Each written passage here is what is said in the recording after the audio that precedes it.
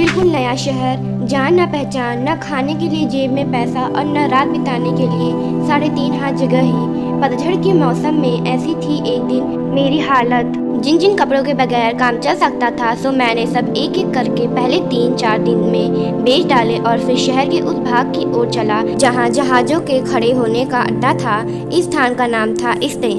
जहाज़ों के चलने के लिए अनुकूल मौसम में इस्ते मजदूर के कठोर जीवन की कोलाहल से जैसे उफनता रहता है, परंतु वह अब सुनसान और वीरान है, क्योंकि अक्टूबर का महीना समाप्त हो चला है।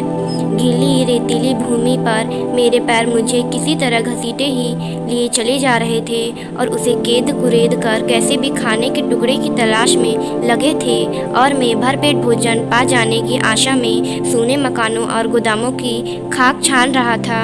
आज की सभ्य दुनिया में हमारे पेट की भूख की अपेक्षा दिमाग की भूख आसानी से मिट जाती है। आप सड़कों पर चक्कर काटते हैं, बड़ी बड़ी आलीशान इमारतें देखते हैं जो बाहर से तो खूबसूरत है ही और अंदर से भी होंगी ही। उन्हें देखकर आपके दिल में भवन निर्माण कला, सफाई तथा आरोग्य और अर्घ मंदिर में भरे हुए अनेक विषयों पर बड़े बड़े ख्यालात उठते हैं। निहायत सफाई और सलीके से पहने ओढ़े शरीफ लोग आपको राह चल दिखाई देते हैं, जो बड़ी होशियारी से आपकी अपनी असली बुरी हालत को देखकर भी नहीं देखते और साइस्ता तौर पर आपसे नज़र बचाकर चल देते हैं। खैर, जो कुछ भी हो, लेकिन भूखे आदमी का दिमाग पेट भरे आदमी के दिमाग से कहीं ज़्यादा दुरुस्त और ताकतवर होता है, और ऐसी हालत में भी आप नंगे भूखे के हक में कुछ काम ही ज़रूरी बातें सोच शाम बढ़ती चली आ रही थी।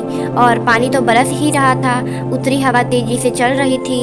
खाली दुकानों और डोलिया झोपड़ों में से वह सनसना कर निकल जाती और सराय की पुती हुई खिड़कियों से जा टकराती।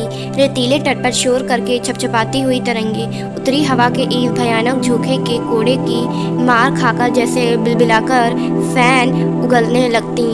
उन तरंगों के ऊंचे उठे हुए सफ़ेद हिस्से एक दूसरे के पीछे भागते हुए धुंध की तरह चले जा रहे थे और आपस में भिड़ भिड़ जाते। मालूम होता था कि नदी की सर्दी आने का पता लग गया था, और इस डर से कि बर्फ की सर्द और क्रूर बेड़ियां यहीं आज ही रात में उसे बांध न ले, वह बेतहाशा भागी चली जा रही थी। आसमान अंधेरा था, बादल जम गए थे, धड़ाधड़ बरसने वाली पानी की एक बूंद भी नहीं दिखाई देती थी। एक उल्टी हुई डोगी जो अंधड़ द्वारा खूब झकझोर गए बेग की जड़ से बंधी हुई थी, मेरे चारों तरफ फैली हुई प्रकृति की इस मौत की किसी भयानकता को और भी बढ़ा रही थी।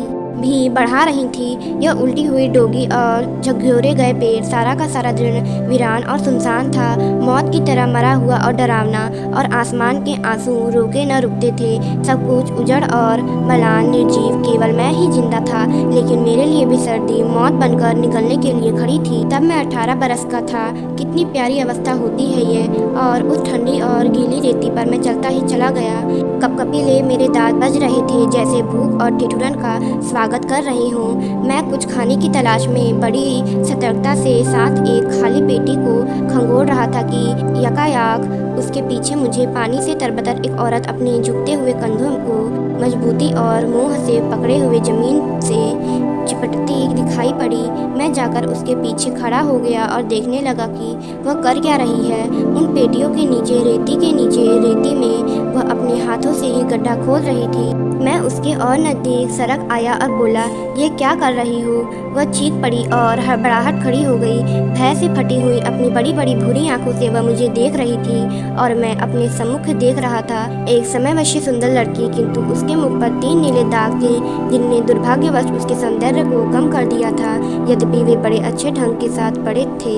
2 छोटे दाग उसकी दोनों आंखों के नीचे थे और जरा बड़ा तीसरा दाग बिंदी की जगह माथे पर था।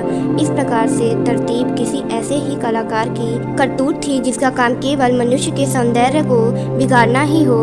उस लड़की ने मुझे देखा और देखती रही। डर उसकी आंखों में धीरे धीरे दूर हो गया था। उसने रेत को अपने हाथों से झटक सिर की सूती ओढ़नी संभाली बैठ गई और तब बोली, तुम भी शायद खाने की फिराक में हो। अच्छा, तो फिर खोदना शुरू करो, मेरे तो हाथ थक गए हैं। वहाँ उसने एक और झोपड़ी की तरह उंगली उठाते हुए कहा, रोटी जरूर होगी और तरकारी भी।